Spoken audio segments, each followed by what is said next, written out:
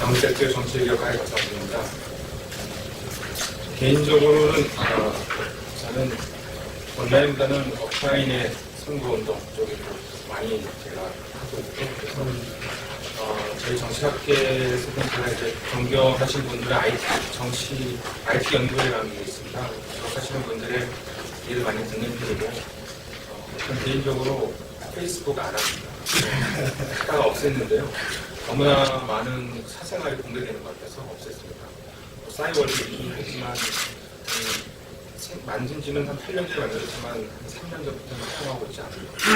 그래서 많은 분들이 무슨 뭐 페이스북이라든지 뭐 이런 얘기를 많이 하실 수 있어 하고 계시는데, 저는 개인적으로 그런 부분을 이렇게 좋아하는 편이 아니라, 그다음에 가끔 학생들이 친구하자고 그러는데 제가 학생들하고 친구할 리가 없을 것 같아서 교수님들 다른데 어떤 교수님들은 페이스북으로 가정 내시는 분도 계시고 페이스북으로 어떤 알림도 내주시는 분도 계시지만, 저는 좀 그렇게까지 뭐 모든 게 공개되는 게 원치 않기 때문에 제가 이런 그런 부분을 조금 지양하고 있는데요.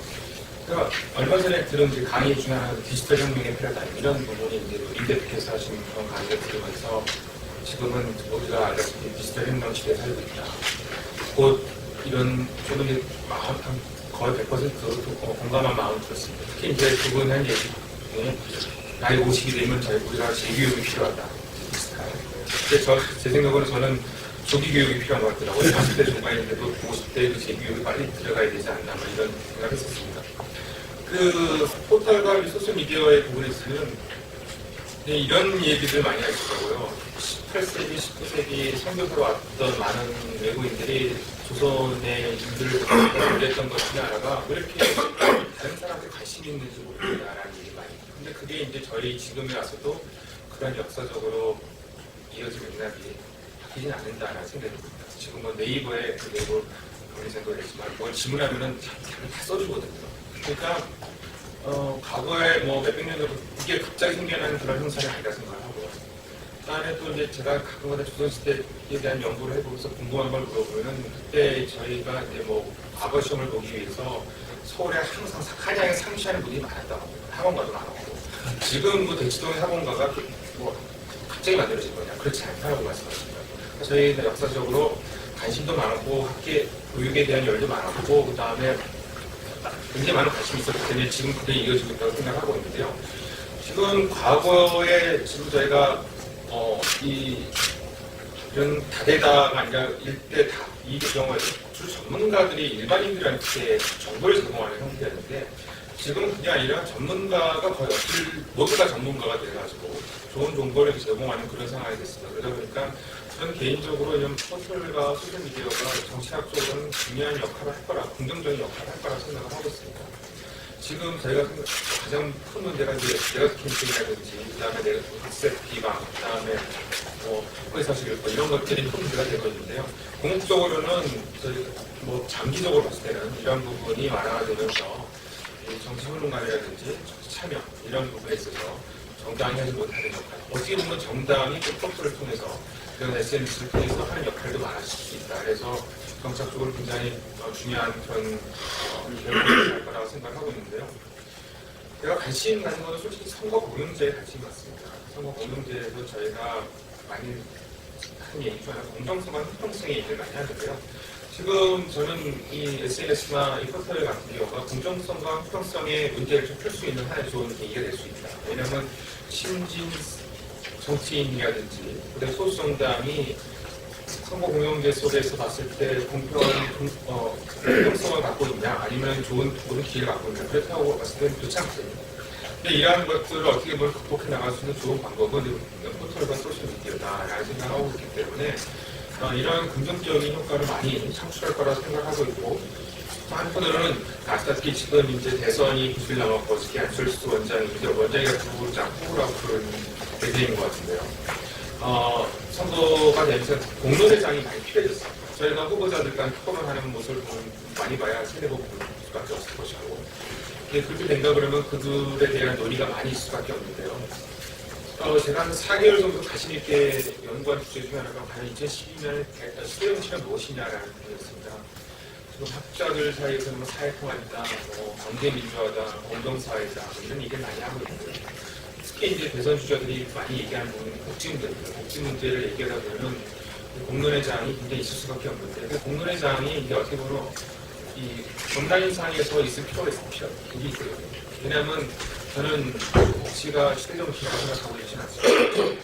저희 또 조사한 바에 의하면 이번 선거가 복지가 중요한 항목이긴 하겠지만 결국은 작년과 재작년 같이 뭐 무제한적인 복지를 통해서 어떤 선점적으로 하려고 하는 그런 미숙한 정치적인 방법은 통하지 않을 것이다라고 하는 게 지금 학자들 혹은 전문가들이 생각하고 있는 바이고 그렇기 때문입니다. 그러다 보면 이제 그런 논의의 장이 굉장히 많이 필요합니다.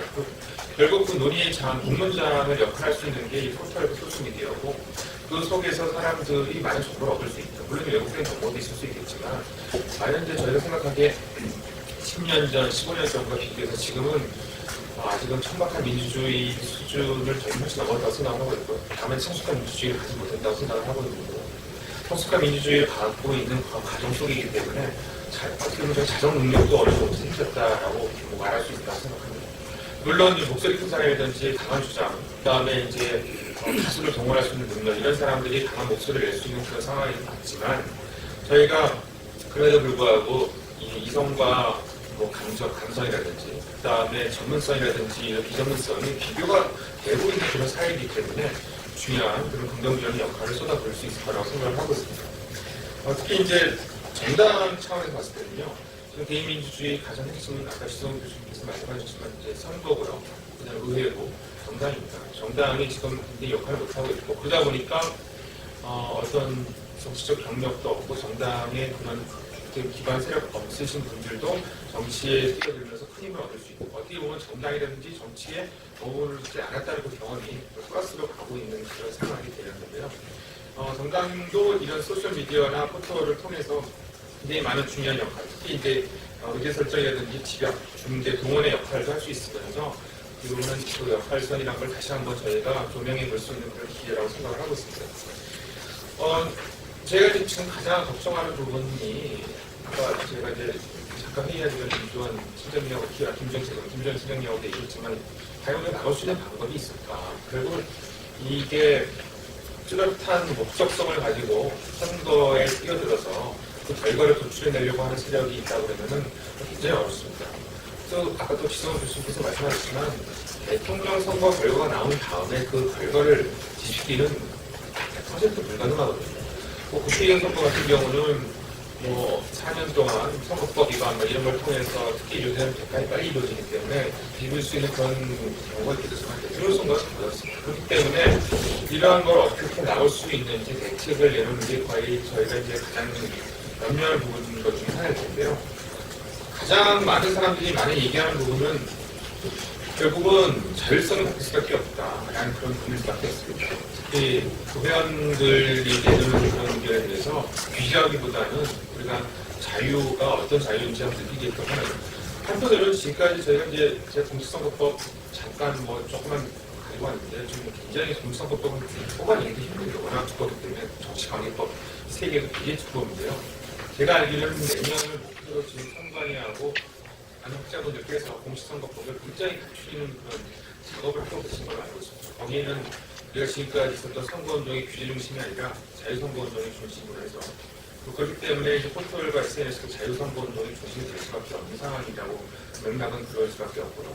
지금은 앞으로도 계속 그렇게 방향을 설정될 수밖에 없을 거라 생각을 하고 있습니다.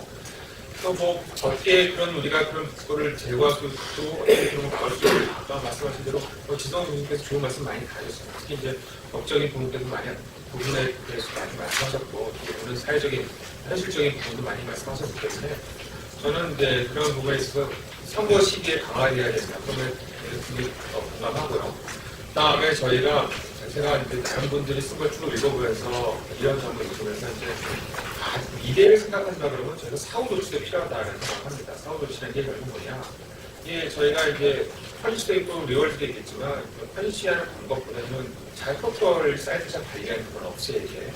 리월드 형태로 해서 같은 다음에 무슨 문제가 생겼을 때 문제 해결에 있어서 자율적으로 해결하는 방법에 자율성을 주신다든지 그렇게 함으로써 꼭 이번 저희가 2012년 한 번만 선거 치는 건 끝나기 아니기 때문에 오늘 특히 뭐 지방선거, 선거가 2년 후, 3년 후, 또 국회선거도 4년 후 있고 5년 후 대통령선거가 있기 때문에 끊임없이 잘 관리하고 그다음에 그런 분쟁을 잘 막고 그다음에 그런 거는 빨리 해결해주는 그런 포털이라든지 그런 단체에게는 그런 사용자에게 뭐 상을 주는 형태로 감으로써 그 상이 뭐 그때 어느 정도 의미가 있는지 모르겠지만 건전한 그 문화를 창출할 그 형태로 가는 게 뭐 지성 교수님 말씀하신 것 외에 우리가 할 수 있는 그런 방향성이 아닐까라는 생각을 한번 해봅니다.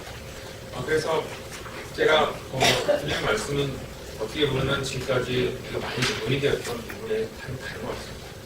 제가 이제 뭐 온라인보다 오프라인에 대한 선거 운동이라든지 이 정치적인 부분에 더 가슴이기 때문에 제가 IT 연구가 하시는 분께 여쭤봤습니다. 이런 어떻게 생각하는지 이 인터넷상에서의 그런 선거 운동. 오프라인에서 불법이면은 온라인에서도 불법이다라는 어떻게 이런 생각을 가지고 있어야 되는 게 맞습니다. 거기서부터 참 해서 우리가 오프라인 속에서도 이제 뭐 비방이라든지 어떻게 뭐 허위 이런 것들이 온라인 속에서도 동일하게 어떻게 보면 적용이 되고 그런 이제 생각들이 인식이 됐을 때 어떻게 그런 것들에 이제 자율적으로 구제될 수 있는 게 아니냐라는 그런 말씀하셨는데 동감하고 그다음에 그런 부분이 이제 집중되어 나가는 게 좋은 방향이라 생각하고 있는 것 같습니다. 제가 특별한 전문가는 아닙니다. 그리고 이렇게 제 짧은 생각을 이렇게 말씀드렸습니다. 감사합니다.